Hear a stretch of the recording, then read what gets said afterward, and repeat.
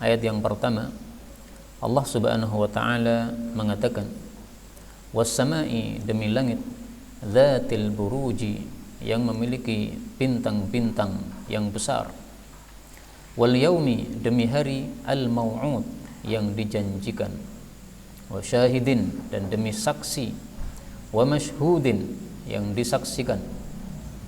Kemudian setelah Allah bersumpah, Allah menyampaikan isi sumpahnya. Qutila, telah dilaknat, ashabu, orang-orang yang membuat, al-ukhdudi, parit-parit.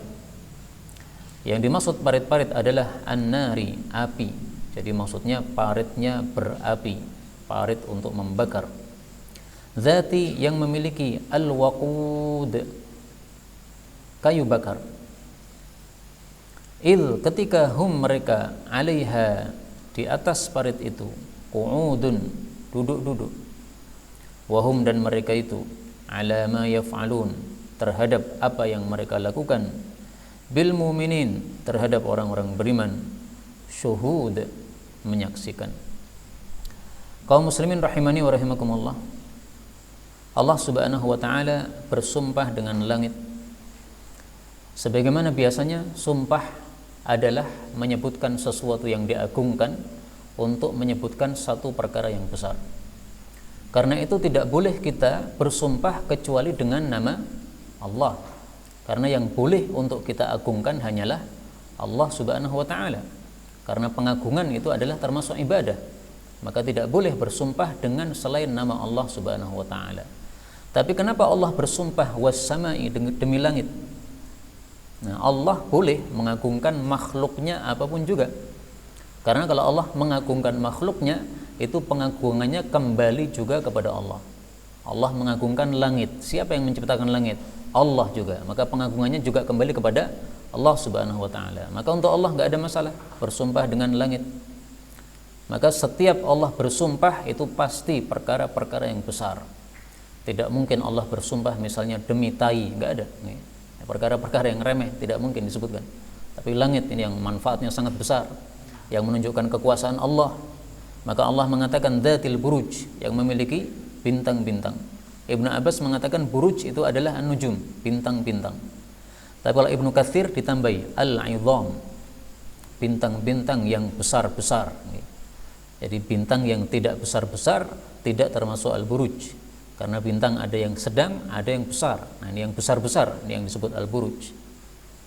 Kalau dulu ketika saya masih santri, al-buruj ini oleh kiai diartikan galaksi. Galaksi itu kumpulan dari bintang-bintang. Wallahu a'lam bissawab. Tapi saya lihat tidak ada perbedaan sebenarnya. Karena maksudnya intinya langit-langit ini punya bintang-bintang.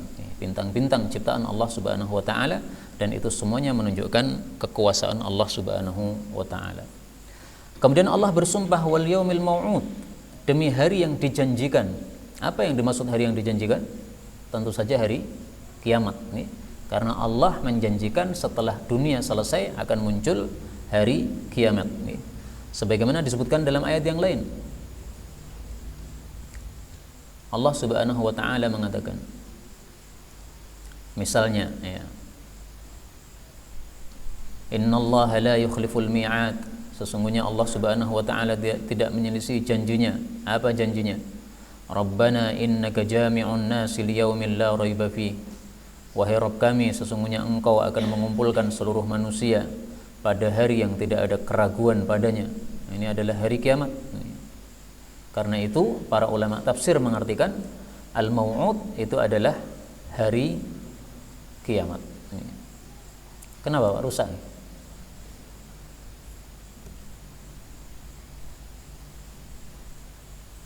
Oh, kurang pas Pak.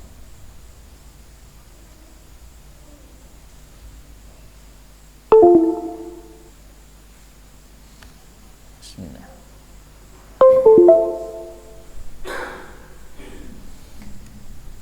Kemudian Allah Subhanahu wa taala mengatakan wasyahidi wa mashhud. Apa yang dimaksud syahidi wa mashhud? Sudah ditafsirkan oleh Rasulullah sallallahu alaihi wasallam. Mari kita lihat hadisnya. Rasul sallallahu alaihi wasallam bersabda, "Al-yaumul mau'ud, hari yang dijanjikan, adalah yaumul qiyamah, hari kiamat. Wasyahidu, adapun saksi adalah yaumul jum'ah, hari Jumat. Wal mashhudu, adapun hari yang disaksikan adalah yaumu Arafah, hari Arafah. Wa yaumul jum'ati, dan hari Jumat itu dzakharahullahu lana, Allah telah menyimpankan untuk kita, yaitu tidak diberikan untuk umat sebelum kita, tapi dijadikan sebagai hari ibadah kita. Wa salatul wusta, dan salat yang terbaik itu adalah salatul asr, salat asar. Hadis riwayat Tabarani, derajatnya hasan. Nah, maka hadis ini menafsirkan kalam Allah Subhanahu wa taala, berarti setelah Allah bersumpah dengan hari kiamat, Allah bersumpah dengan syahid, yaitu hari Jumat, kemudian masyhud, yaitu hari Arafah. Kenapa Allah bersumpah dengan hari Jumat? Apa kaitannya dengan kiamat? Kiamat itu terjadinya pada hari Jumat. Dalam hadis yang sahih, Rasulullah sallallahu alaihi wasallam menyampaikan bahwasanya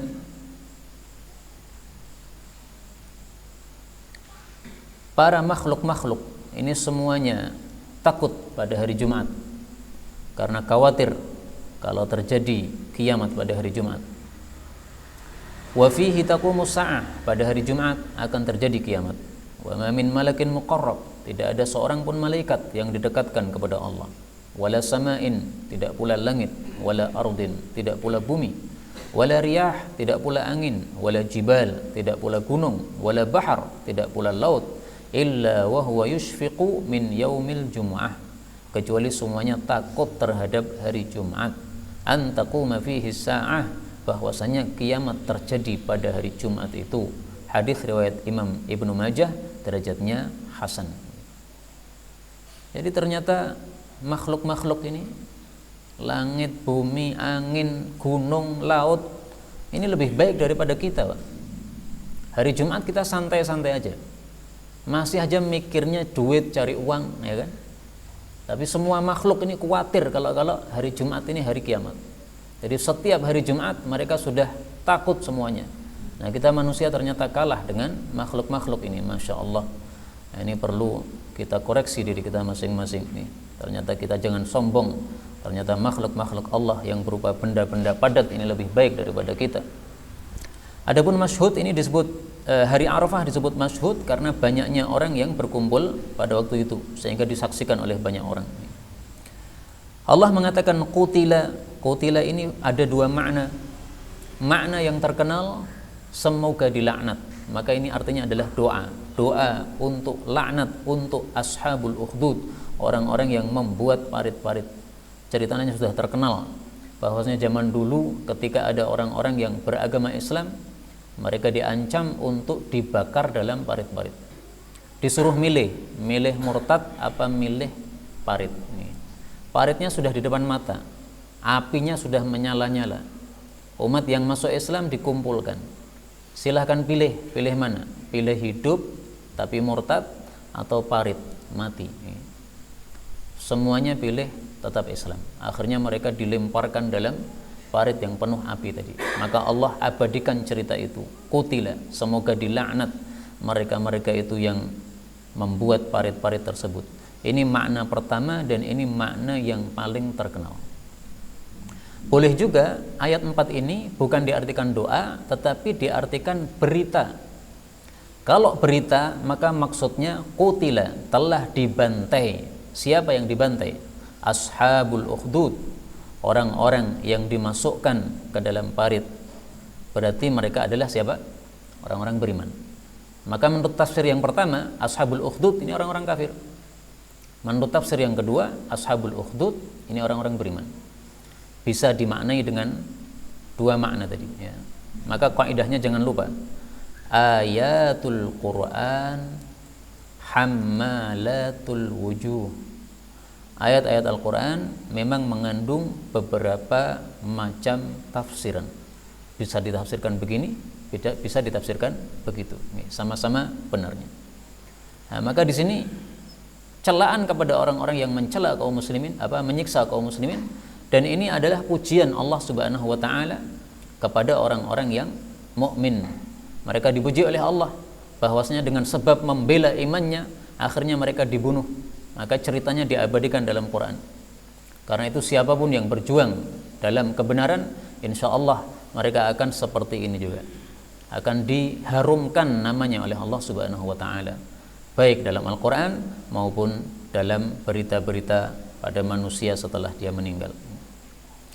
Allah mengatakan an-nari dzatil waqud, yaitu api yang memiliki kayu bakar. Artinya parit itu bukan parit biasa, tapi parit yang sudah dipenuhi dengan api, dan apinya bukan api biasa yang kayu bakarnya banyak. Maka ini maksudnya siksaan yang sangat berat. Karena itu dari ayat ini kita ambil pelajaran bahwa apa yang dialami oleh kaum muslimin sekarang ini dibandingkan dengan umat terdahulu itu lebih dahsyat apa yang dialami oleh umat terdahulu. Apakah sekarang ada orang Islam yang gara-gara Islam kemudian bagian kepalanya ini digorok dengan gergaji, perlahan-lahan disuruh pilih murtad atau pilih iman, akhirnya digergaji, pilih iman atau murtad, pilih iman, gergaji lagi, sampai akhirnya nyawanya melayang. Apakah ada seperti itu? Belum ada zaman sekarang. Nah, kemudian juga zaman dahulu kala orang dimasukkan ke dalam api yang menyala sangat besar seperti ini. Nah, ini sudah ketakutan dulu melihat apinya, tetapi mereka karena imannya kuat, akhirnya mereka pilih iman kepada Allah Subhanahu wa Ta'ala. Nah, maka marilah kita lihat kondisi kita sekarang ini. Musibah apapun yang kita alami dari sebab kita berpegangan kepada kebenaran itu sebenarnya masih kecil apabila dibandingkan dengan apa yang dialami oleh saudara-saudara kita zaman dahulu. Allah mengatakan ilhum, ketika mereka itu, mereka yang membunuh, alaiha, di atas parit, qu'udun, duduk-duduk. Maksudnya di atas ini di sekitar. Karena kalau di atasnya parit langsung ya tidak mungkin, mereka akan terbakar. Tapi maksudnya mereka berada di sekitar parit tadi sambil duduk-duduk, santai-santai. Kalau zaman sekarang ya sambil ngerokok, sambil ngopi. Untuk apa? Untuk melihat kondisi orang-orang beriman yang disiksa. Jadi artinya mereka ini melakukan dua kesalahan sekaligus. Kesalahan pertama, mereka menyiksa orang-orang beriman. Ya nggak punya salah. Kesalahan yang kedua, tidak punya hati, bengisnya bukan main. Melihat orang yang disiksa itu santai aja, tenang-tenang sambil nonton. Mestinya kalau orang itu punya peri kemanusiaan, hatinya masih hati manusia, melihat seperti itu pastinya dia tidak akan bisa melihatnya dengan sepenuh matanya. Melihat manusia terbakar gosong, manusia kelojotan pada api yang sangat panas, pasti dia akan memalingkan wajahnya, tidak suka melihatnya. Tapi mereka menikmati itu. Nah, ini orang-orang zaman sekarang juga begitu, membunuh 6 laskar, kemudian setelah itu hatinya bengis sekali, tidak mau mengakui bahwasanya mereka membunuh, malah membuat-buat kebohongan, kedustaan, tuduhan-tuduhan. Ini menunjukkan hati yang sangat bengis, yang sangat kotor, yang sudah maksiatnya sudah total menutupi seluruh hatinya, sehingga perbuatan salah dia itu tidak menyebabkan dia kemudian bertobat atau kembali ke jalan yang benar, tapi malah semakin dahsyatnya keburukan yang mereka lakukan. Na'udzubillahi min syarri dzalik. Allah mengatakan wahum, dan mereka itu ala ma yaf'aluna bil mu'minina syuhud, terhadap apa yang mereka lakukan terhadap orang-orang beriman, maksudnya membakar, syuhud, mereka menyaksikan. Jadi menyaksikan pembakaran yang mereka lakukan, menikmati pembakaran yang mereka lakukan. Nah, ini bengisnya hati mereka ini. Disebutkan oleh Allah Subhanahu wa Ta'ala dalam Al-Quran, dipermalukan sifat jelek mereka dalam Al-Quran. Karena itu marilah kita berhati-hati. Kalau kita berbuat jahat, bisa saja kemudian nama kita dijelekkan oleh Allah sepanjang usia dunia ini, padahal kita sudah mati, tapi keburukan kita masih dikenang orang. Kenapa? Dipermalukan oleh Allah Subhanahu wa Ta'ala. Coba ini kejadiannya kapan ini? Ini kan sudah umat terdahulu sebelum Nabi Muhammad SAW. Tapi setelah Nabi Muhammad diangkat menjadi nabi, wahyu ini disampaikan, diabadikan ceritanya dalam Quran, keburukan orang-orang yang sangat jahat seperti ini. Allah mengatakan wa ma naqamu, dan tidaklah mereka itu menyiksa minhum, terhadap mereka orang-orang beriman, illa, kecuali ayyuminu, bahwasanya mereka beriman, billahi, kepada Allah, al-aziz, yang maha gagah, al-hamid, yang maha terpuji. Artinya orang-orang beriman yang disiksa tidak ada salahnya sama sekali. Nah, maka di sini mereka yang membakar itu kesalahannya bertubi-tubi. Menyiksa orang, ini ada satu kesalahan. Kemudian hatinya bengis, ini satu kesalahan. Menyiksa orang tanpa ada salah, Ini satu kesalahan. Yang disiksa siapa? Orang-orang baik, orang-orang yang beriman, yang mestinya dimuliakan. Nah, ini kesalahan bertubi-tubi seperti ini. Nah, maka ayat-ayat ini diabadikan oleh Allah dalam Quran supaya kita ambil pelajaran. Akan terjadi seperti ini terus-menerus sampai hari kiamat. Kalau kita lihat siapa Ustadz Abu Bakar Ba'asyir, siapa Al-Habib Muhammad Rizik Syihab, apakah mereka melakukan satu kesalahan yang perlu untuk dimasukkan dalam penjara? Ternyata nggak ketemu kesalahan apa. Kesalahannya ini, wa ma naqamu minhum, tidaklah mereka memenjarakan mereka illa ayyuminu billahil azizil hamid, kecuali karena punya iman saja. Andaikan Ustadz Abu Bakar Ba'asyir tidak punya iman, tidak menyampaikan al-haq, nggak bakal dimasukkan penjara. Andaikan Habib Muhammad Rizik Syihab tidak melakukan nahi mungkar, tidak dimasukkan penjara. Maka dimasukkan penjara tidak ada salahnya. Salahnya adalah iman saja. Jadi ayat ini maksud Allah adalah mempermalukan mereka. Apa salahnya orang-orang yang kalian bakar ini? Nggak ada salahnya. Kenapa dibakar? Salahnya hanya iman kepada Allah. Padahal ini bukan salah. Iman itu bukan sesuatu kesalahan, tapi iman itu adalah sesuatu yang terpuji. Karena itu ulama tafsir mengatakan maksud ayat ini adalah ma safaku lahum dima'an. Mereka yang dibakar ini tidak pernah membunuh orang. Wala akhadu lahum malan. Mereka yang dibakar ini tidak pernah merampas harta. Harta siapa yang dirampas? Nggak ada. Darah siapa yang ditumpahkan? Nggak ada. Katanya Habib Rizik mendanai atau membuat laskar-laskar yang siap untuk perang, dipersenjatai dengan senjata-senjata yang sudah siap untuk melawan pemerintah. Itu semuanya kan bohong belaka, nggak ada buktinya. Ustadz Abu Bakar Ba'asyir juga begitu, dituduh katanya melakukan i'dad, yang i'dadnya itu adalah membuat pengeboman dan sebagainya. Semuanya itu hanya omong kosong belaka, tidak pernah dilakukan oleh beliau seperti itu. Bahkan saya pernah ketemu dengan salah satu murid khusus beliau. Saya tanya, Pak, saya pengen jujur antum, karena antum murid khususnya Ustadz Abu Bakar Ba'asyir. Antum pernah loh diajari untuk merakit bom, kemudian disuruh untuk ngebom di sana di mari itu, pernah nggak? Kata beliau, itu omong kosong, nggak pernah sama sekali. Ustadz Abu Bakar Ba'asyir nggak pernah begitu. Ini yang ngomong orang khususnya Ustadz Abu Bakar, sehingga saya tidak mungkin untuk mengatakan dia dusta. Dan dia seorang ustadz, dia sudah mengikuti kajian-kajian khusus sama beliau, yang bukan kajian umum begini. Kalau kajian umum mungkin tidak dicurigai, tapi ini kajian khusus. Seorang ustadz ikut kajian khusus pada kelompoknya Ustadz Abu Bakar Ba'asyir. Tapi saya tanya kepada beliau, sama sekali nggak pernah diajari ngebom dan sebagainya, nggak pernah.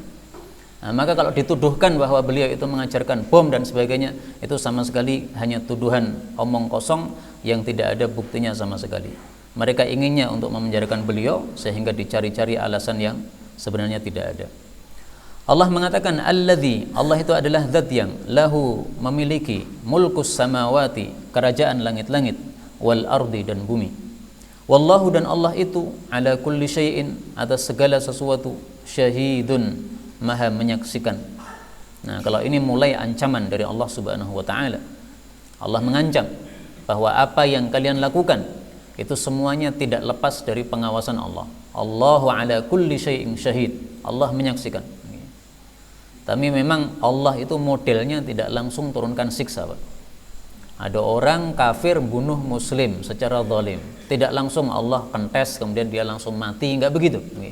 Memang Allah Subhanahu wa taala punya hikmah bagaimana caranya Allah itu membalas orang-orang yang berbuat jahat seperti itu.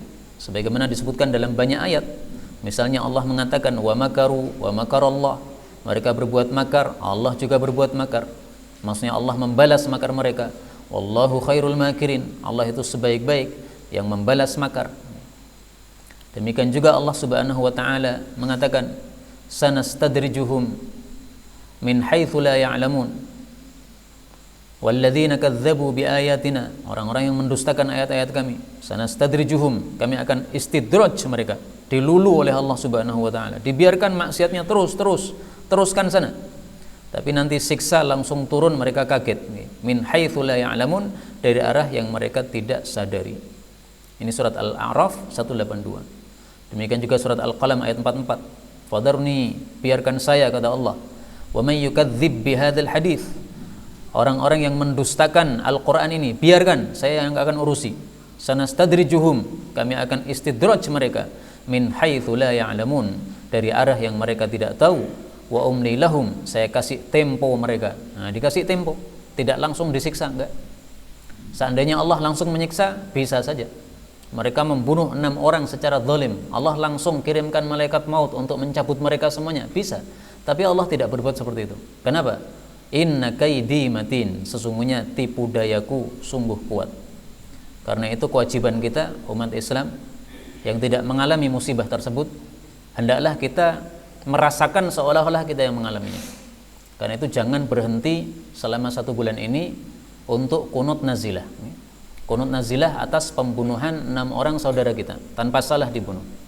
Maka saya minta imam-imam baik di masjid ini maupun di masjid-masjid yang lain, saya harapkan 1 bulan ini kita melakukan kunut nazilah. Kunut nazilah disunnahkan oleh Rasul sallallahu alaihi wasallam. Kalau ada musibah besar menimpa umat Islam, memang saya jujur sebagian kecil ulama berpendapat bahwa kunut nazilah itu sudah tidak ada syariatnya lagi. Karena Nabi SAW kunut nazilah selama 1 bulan, setelah itu beliau meninggalkannya. Nah, maka sebagian kecil ulama berpendapat berarti sudah tidak ada kunut nazilah. Tapi mari lihat dalam kitab Subulus Salam, apa yang beliau sampaikan di sini sangat bagus. Qala ba'dul ulama, berkata sebagian ulama, dan ini ternyata adalah mayoritas ulama. Yusannu, disunnahkan al-qunutu, melakukan kunut fin nawazil, pada kondisi-kondisi nazilah, yaitu musibah besar yang menimpa umat Islam. Apa yang dibaca? Fayad'u, dia berdoa bima yunasibul hadithah, dengan doa yang sesuai dengan kondisinya. Maka doanya bebas, Pak. Kalau doa yang saya pilih itu tadi 2, yaitu mendoakan mereka yang sudah membunuh supaya dibasmi oleh Allah, dan mendoakan kaum muslimin yang tertindas, termasuk juga Habib Rizik yang sekarang katanya di penjara, itu termasuk mustadhafin yang tertindas, supaya mereka diselamatkan oleh Allah Subhanahu wa taala. Kemudian beliau mengatakan, wa idza arafta hadza fal qawlu bi annahu yusannu fin nawazil, pendapat yang mengatakan bahwa disunnahkan melakukan kunut pada saat nazilah, qaulun hasanun. Nah, ini adalah pendapat yang bagus. Kenapa bagus? Ta'assiyan bima fa'alahu sallallahu alaihi wasallam, karena mengikuti apa yang sudah dilakukan oleh Nabi sallallahu alaihi wasallam fi du'aihi ala ulaikal ahya, terhadap doa Nabi atas kebinasaan para suku-suku yang telah membunuh 70 sahabat Nabi sallallahu alaihi wasallam. Nah, kemudian mungkin muncul pertanyaan, bukankah ada kejadian-kejadian besar seperti misalnya Khisarul Khandaq, perang Khandaq, di mana kaum muslimin di Madinah ini dikepung oleh orang-orang kafir, tapi enggak ada riwayat bahwasanya Nabi melakukan kunut nazilah. Nah, maka jawabnya gimana? Wala'allahu yuqal, bisa dijawab at-tarku li bayanil jawaz. Nabi meninggalkan kunut nazilah padahal ada nazilah itu untuk menjelaskan bahwa hal itu boleh. Jadi artinya tidak wajib kunut nazilah. Tapi tolong untuk kasus yang ini, karena ini kasus sangat besar sekali, umat Islam dibantai dan mereka sangat pongah sekali. Mereka kemudian bohong, dusta, mereka malah membuat-buat berita palsu, menuduh kaum muslimin. Nah, ini hati kita harus tergerak, kita harus sakit mendapat berita-berita bohong seperti itu, seolah-olah kita yang mengalami sendiri. Maka sebagaimana Nabi SAW pada kasus ini, ketika dibunuhnya sahabat Nabi ada sampai 70 orang ini, kemudian faqanata syahron, Rasul SAW kunut selama 1 bulan, yad'u alaihim, beliau mendoakan keburukan terhadap mereka-mereka yang sudah melakukan pembunuhan tadi. Nah, ini kunut 1 bulan ini sunnah Nabi SAW yang sangat bagus untuk kita hidupkan pada kondisi sekarang ini. Pertama, supaya kita menghidupkan sunnah Nabi, karena tidak banyak orang yang melakukan sunnah ini. Saya melihat di masjid-masjid rata-rata di Solo ya, tidak ada kunut nazilah, padahal kejadian sebesar ini. Maka ini termasuk sunnah Nabi yang sudah mati, di mana sunnah Nabi yang sudah mati kalau dihidupkan pahalanya lebih besar. Kemudian yang kedua, kita hidupkan sunnah ini supaya kita menampakkan ukhuwah kita, supaya mereka musuh-musuh Islam tahu bahwasanya umat Islam itu dimanapun berada, mereka adalah satu tubuh. Kalau satu diganggu, maka yang lainnya merasa terganggu juga. Satu di penjara, maka yang lain-lainnya juga merasa tersiksa juga. Nah, maka kita tampakkan ukhuwah kita untuk menunjukkan kepada mereka musuh-musuh Islam bahwasanya kita adalah satu tubuh yang tidak boleh mereka semaukui terhadap umat Islam.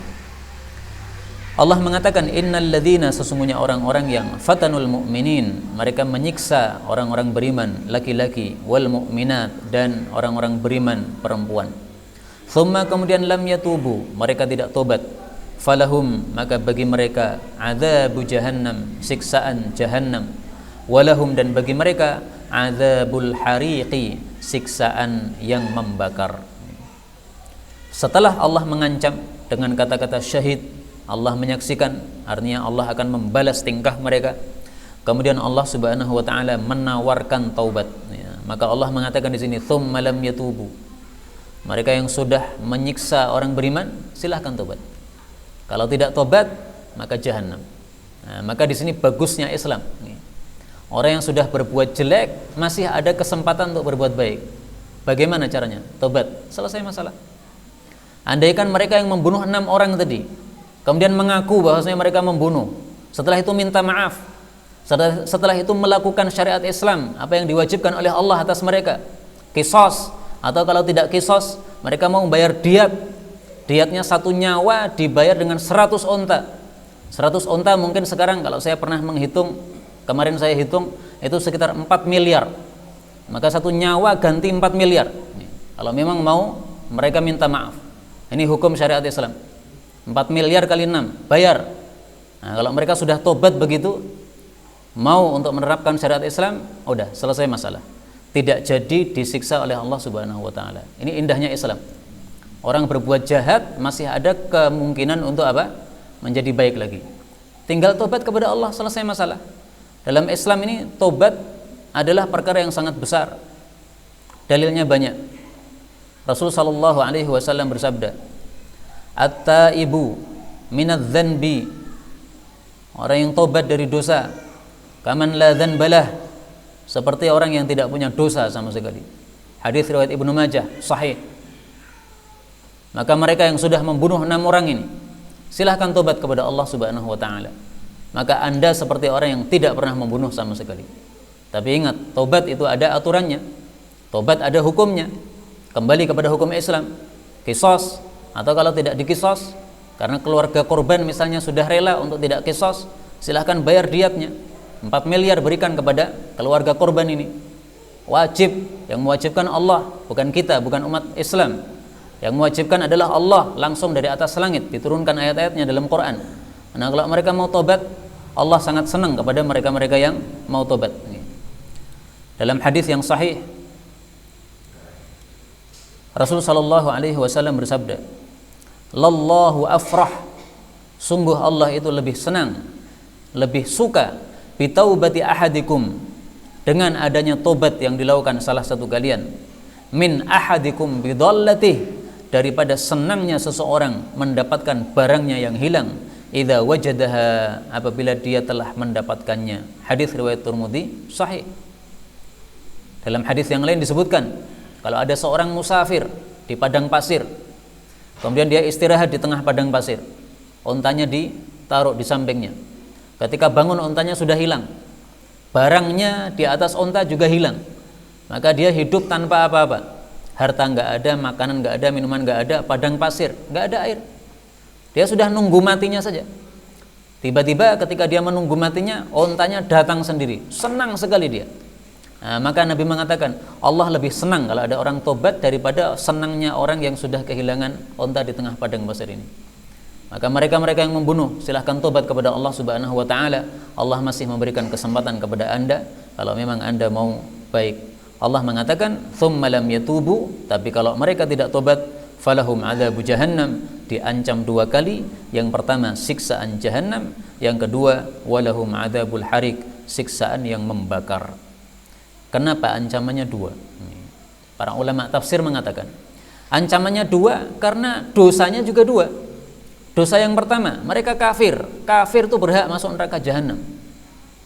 Yang kedua, mereka menyiksa orang-orang beriman, membunuh orang-orang beriman, menembak orang-orang beriman. Ini dosa yang kedua ini. Diancam oleh Allah al-harik, siksaan yang membakar. Memangnya yang bisa membakar hanya kalian dengan senjata kalian. Allah lebih bisa membakar, al-harik. Maka diancam oleh Allah Subhanahu wa taala karena mereka tampaknya tidak punya keimanan kepada Allah Subhanahu wa taala. Kemudian Allah mengatakan innal ladzina amanu, sesungguhnya orang-orang yang beriman, wa amilus solihat, dan beramal saleh, lahum jannatun, mereka memiliki jannah-jannah, tajri, yang mengalir, min tahtiha, di bawahnya, al-anhar, sungai-sungai. Dzalika, itu adalah al-fauzu, keberuntungan, al-kabiru, yang besar. Mudah-mudahan kita semuanya mendapatkan keberuntungan yang besar di akhirat kelak. Amin ya rabbal alamin. Tapi kuncinya dua, Pak. Amanu, iman, wa amilus solihat, amal soleh. Nah, karena itu kata guru saya, Syekh Khalid Al-Ansari, bahwa kewajiban kita umat Islam itu tidak banyak. Kewajiban kita hanya dua saja, iman, amal soleh, selesai. Karena Quran ini dari Fatihah sampai An-Nas isinya cuma dua saja. Ada kalanya isinya berita, maka wajib kita imani. Ada kalanya isinya hukum, maka wajib kita laksanakan. Itulah iman sama amal soleh. Berita-berita Quran kita percayai, itu iman. Hukum-hukum Quran kita lakukan, itu namanya amal soleh. Nah, ini kunci untuk masuk surga dua aja, iman, amal soleh.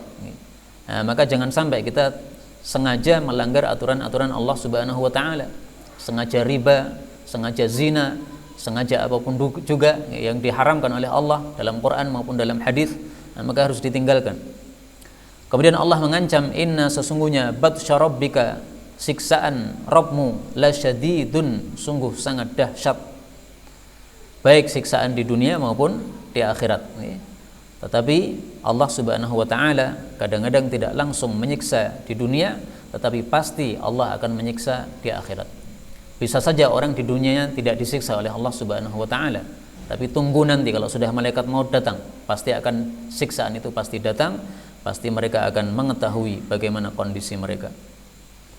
Allah mengatakan innahu, sesungguhnya dia Allah, huwa, dia itu adalah yubdi'u, zat yang memulai, wa yu'idu, dan yang mengulangi.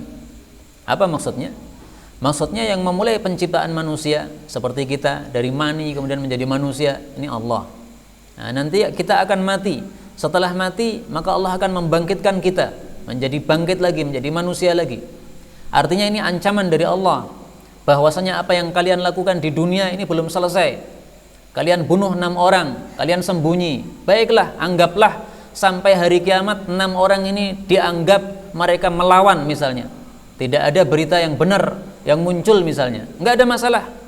Yang penting nanti selesaikan masalahnya di hadapan Allah Subhanahu wa Ta'ala. Karena itu kita orang-orang beriman santai saja menghadapi masalah-masalah seperti ini. Bukan berarti kita kemudian tidak membela kebenaran, bukan. Tapi maksudnya jangan sampai gara-gara masalah seperti ini kemudian kita ngamuk, kita membakar gereja dan sebagainya, enggak. Kita tetap mengikuti fatwa dari para ulama kita. Kapan perang, kapan tidak perang, itu mengikuti fatwa para ulama. Karena kondisi Indonesia ini semuanya masih muslim, Pak. Tentara-tentara mereka juga Islam. Polisi-polisi mereka juga Islam.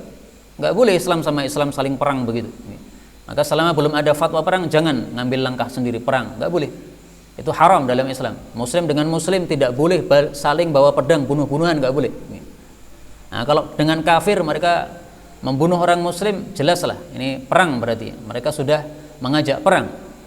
Tapi faktanya sekarang kita hidup bersama orang-orang muslim di Indonesia ini, maka kita tetap menahan, dan kita tidak usah dongkol kemudian melakukan perbuatan yang tidak benar, tapi kita kembalikan semuanya kepada Allah Subhanahu wa Ta'ala. Toh semuanya akan dibereskan oleh Allah Subhanahu wa Ta'ala.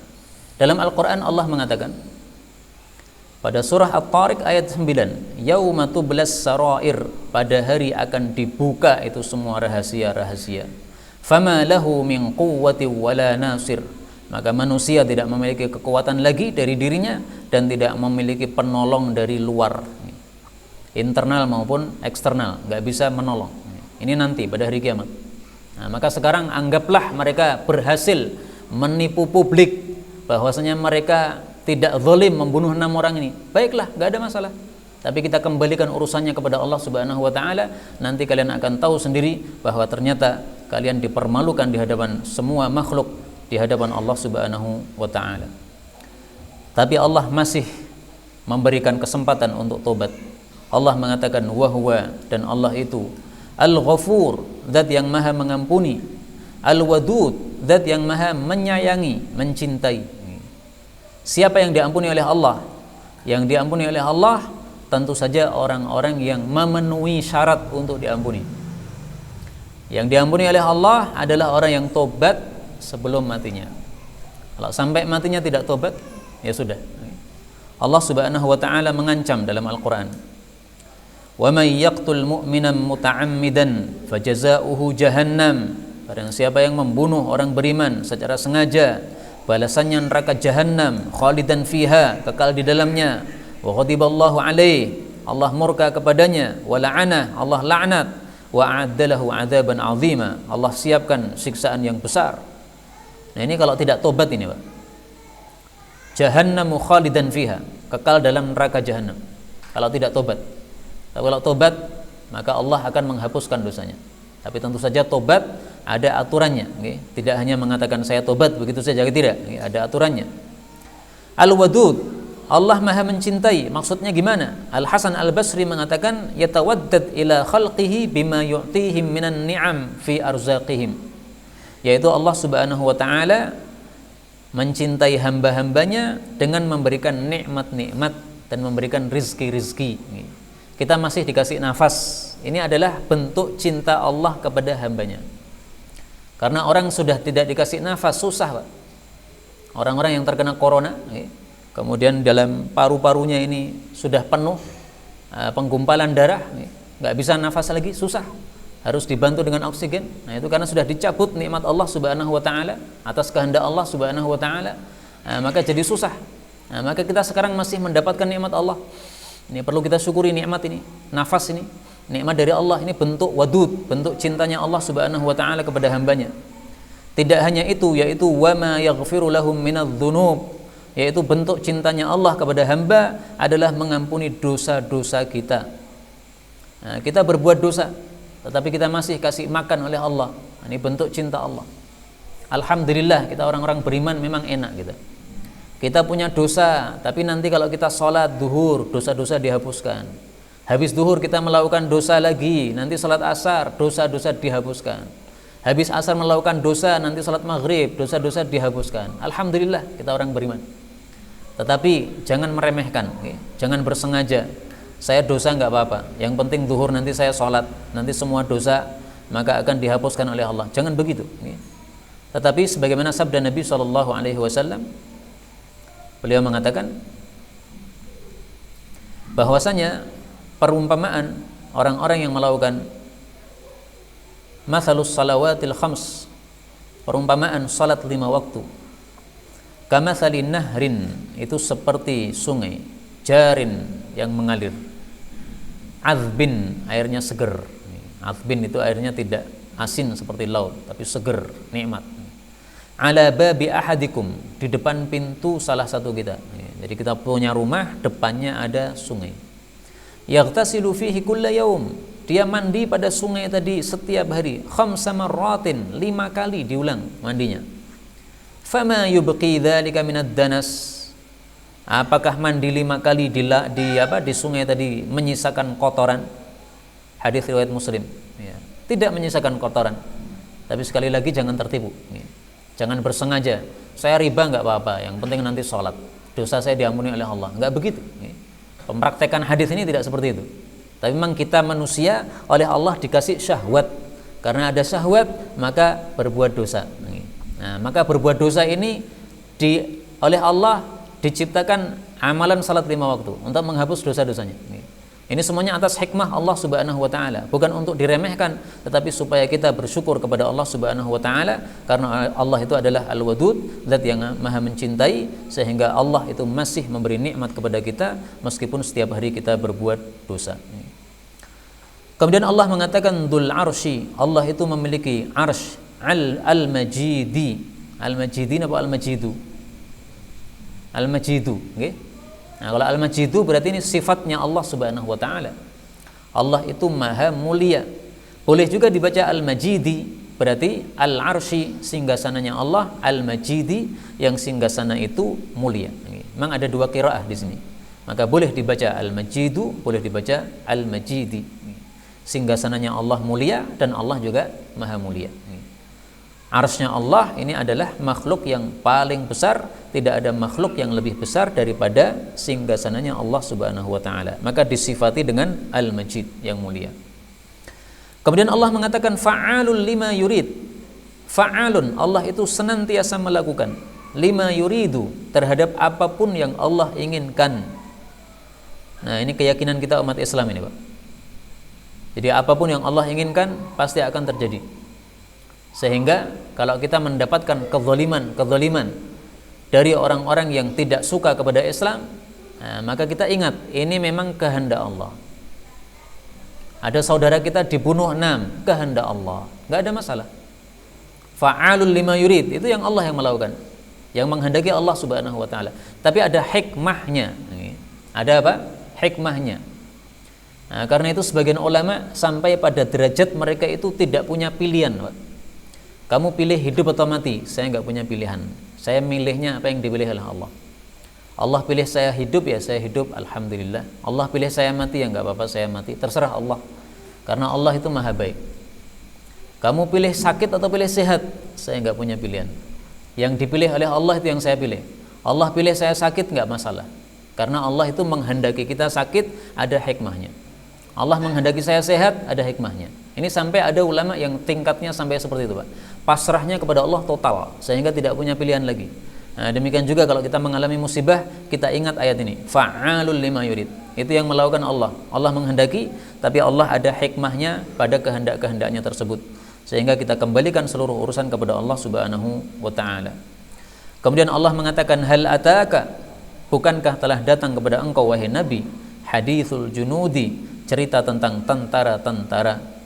Ataka, datang kepada engkau, ini boleh maksudnya engkau Nabi Muhammad, karena beliaulah yang mendapatkan wahyu Al-Quran.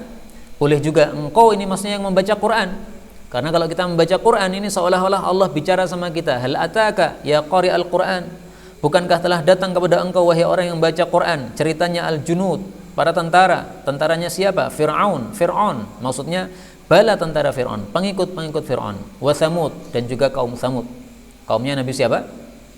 Wa ila Thamuda akhahum Salihah, kaumnya Nabi Saleh alaihi salatu wassalam.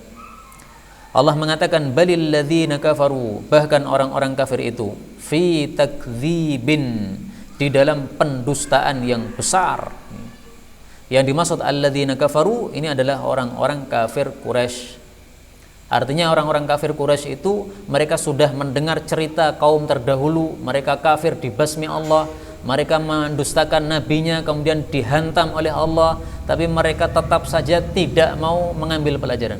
Nah, maka Allah katakan di sini, bahkan orang-orang kafir Quraisy, mereka senantiasa dalam pendustaan. Artinya terus-menerus mendustakan. Sudah minta kepada Nabi, wahai Muhammad, kalau kamu bisa membelah bulan ini, kami akan beriman. Nabi doa kepada Allah, ya Allah, belah bulan. Dibelah oleh Allah bulan. Mereka melihat bulan terbelah, mereka masih mengatakan ini sihir saja. Ini sebenarnya enggak terbelah, tapi engkau sihir mata kami sehingga melihatnya bulan seolah-olah terbelah. Nah, fi takdzib, selalu mendustakan terus. Tapi Allah ancam. Allah mengatakan wallahu, dan Allah itu miwaraihim, di belakang mereka, muhitun, meliputi. Meliputi maksudnya Allah itu mengawasi mereka. Allah itu senantiasa mengetahui mereka. Kenapa dikatakan miwaraihim, dari belakang mereka, bukan dari atas mereka? Padahal Allah kan di atas langit. Nah, ini maksudnya isyarat bahwasanya mereka orang-orang kafir itu menganggap Allah itu di belakang. Allah itu udah nggak perlu lagi, nggak perlu berita-berita dari Allah Subhanahu wa taala. Emang mereka nggak percaya sama Allah Subhanahu wa taala. Maka orang-orang yang mereka semena-mena terhadap umat Islam, membantai umat Islam, membunuh 6 pemuda muslim, kemudian mereka tidak mau mengakuinya, bahkan menuduh mereka yang dibunuh telah melakukan suatu kejahatan. Nah, itu mereka tidak percaya sama Allah. Allahnya dibuang di belakang, miwaraihim, Allah ditaruh belakang. Kalau mereka disampaikan kepada mereka ayat-ayat seperti ini, mereka tidak mau peduli. Mungkin mereka malah cekakaan, mereka mengatakan kami masuk neraka juga nggak apa-apa, malah ketemu dengan artis-artis katanya. Nah, ini karena mereka memang tidak punya iman kepada Allah. Allahnya taruh belakang, taruh di punggung. Nah, kalau kita orang beriman nggak begitu. Allah dalam hati kita, sehingga senantiasa kita mendekatkan diri kepada Allah Subhanahu wa taala. Ini kenapa Allah mengatakan miwaraihim, karena itu. Isyarat bahwasanya mereka memang membuang Allah Subhanahu wa taala. Allah mengatakan bal, bahkan huwa, dia Al-Qur'an ini Qur'anun, satu bacaan, majidun, yang mulia. Maksudnya dimuliakan oleh Allah Subhanahu wa taala. Jadi Al-Qur'an ini dimuliakan oleh Allah. Salah satu bentuk pemuliaannya Allah bagaimana? Allah Subhanahu wa taala mengatakan, "Inna nahnu nazzalna dzikra wa inna lahu lahafizun." Pada surat apa? Surat Al-Hijr ayat 9. Sesungguhnya kami telah menurunkan Al-Quran, Al-Dzikr, dan sesungguhnya kami terhadapnya sungguh akan menjaga. Ini salah satu bentuk pemuliaan Allah Subhanahu wa taala terhadap Al-Quran. Demikian juga pemuliaan Allah terhadap Al-Quran sebagaimana sabda Nabi sallallahu alaihi wasallam. Beliau mengatakan, "Iqra'ul Quran, bacalah Quran, fa innakum, karena sesungguhnya kalian tu'jaruna alaih, kalian diberi pahala oleh Allah dengan membaca Quran. Ama inni la aqulu alif lam mim harf, saya tidak mengatakan alif lam mim itu satu huruf, walakin alifun ashrun, tapi engkau membaca alif dapat 10 pahala, walam, membaca lam, ashrun, 10 pahala, wa mimun ashrun, membaca mim dapat 10 pahala. Berarti alif lam mim 30 pahala. Fatilka thalathun, totalnya 30 pahala." Hadis sahih diriwayatkan oleh Al-Khatib Al-Baghdadi dari Ibnu Mas'ud radhiyallahu taala anhu. Nah, karena itu kalau memang Quran itu adalah Quranul Majid, bacaan yang dimuliakan oleh Allah, mari kita juga memuliakan Quran. Jangan sampai kita satu hari tidak sentuh Quran. Ini berarti kita tidak memuliakan Quran. Ini sama dengan kita orang-orang kafir tadi, Quran taruh belakang, Allah taruh belakang, nggak memuliakan sama sekali. Nah, kita orang-orang beriman membaca Quran bahwasanya Quran adalah Majid, Quran yang mulia, mari kita muliakan. Jangan hanya membaca saja, oh Quran itu mulia tapi tidak ada terapannya. Mari kita terapkan apa yang kita pelajari ini. Setiap hari membaca Quran, terutama yang sudah lancar itu 1 juz 1 hari bisa, saya yakin. Karena 1 juz bagi yang lancar tidak susah, setengah jam selesai. Dari 24 jam diambil setengah jam, kan sedikit sekali. Berapa persen itu? Sedikit sekali. Nah, maka sangat mungkin orang yang lancar setiap hari membaca Quran 1 juz. Jangan ditinggalkan. Anggaplah itu seperti kita sholat 5 waktu, Pak. Setiap hari kita sholat 5 waktu. Ternyata bisa juga. Nah, sholat 5 waktu ini berapa menit? Kalau satu sholat misalnya 10 menit, 10 kali 5, 50 menit. Nah, berarti lebih banyak daripada setengah jam baca Quran. Nah, karena itu tolong, masalah baca Quran ini betul-betul harus kita penting-pentingkan, karena Allah mengatakan Quranul Majid itu adalah bacaan yang mulia, dimuliakan oleh Allah Subhanahu wa taala, mulia di hadapan Allah Subhanahu wa taala. Allah mengatakan fi lauhin, berada pada lauh, batu tulis, mahfudhin, yang dijaga oleh Allah Subhanahu wa taala. Yang dimaksud apa? Al-Lauhul Mahfudz, atau disebut juga Ummul Kitab. Jadi Al-Lauhul Mahfudz itu disebut Lauhul Mahfudz karena ayat ini fi lauhim mahfudhin. Tapi ayat ini memang ada 2 bacaan. Ada yang membaca mahfudhun. Kalau dibaca mahfudhun, maka ini kembalinya kepada Quran. Quranun, Quran itu majidun, mulia, mahfudun, dijaga oleh Allah Subhanahu wa taala. Dijaga di mana? Fi lauhin, di dalam lauh. Tetapi menurut para ulama, wal khafdu fi hadza ahabbu ilayya, lebih saya sukai bahwa ini dibaca mahfudhin, liyakuna, supaya kata-kata mahfudh adalah min na'til lauh, menjadi sifat bagi lauh. Jadi lauh ini sifatnya adalah mahfudh, dijaga oleh Allah Subhanahu wa taala. Lauhul Mahfudz itu tidak mungkin ada penambahan. Karena kalau ada penambahan itu berarti tidak terjaga. Lauhul Mahfudz tidak mungkin ada pengurangan, karena kalau ada pengurangan berarti tidak terjaga. Lauhul Mahfudz tidak mungkin ada perubahan, karena kalau bisa dirubah itu berarti tidak terjaga. Nah, maka apa yang sudah ditetapkan oleh Allah tertulis dalam Lauhul Mahfudz tidak akan berubah, tidak akan ditambah, tidak akan berkurang, dikurangi. Itulah yang dimaksud mahfudz sebagaimana dijelaskan oleh para ulama tafsir kita. Wallahu taala alam bissawab. Inilah yang dapat kita baca secara ringkas untuk tafsir surat Al-Buruj ini.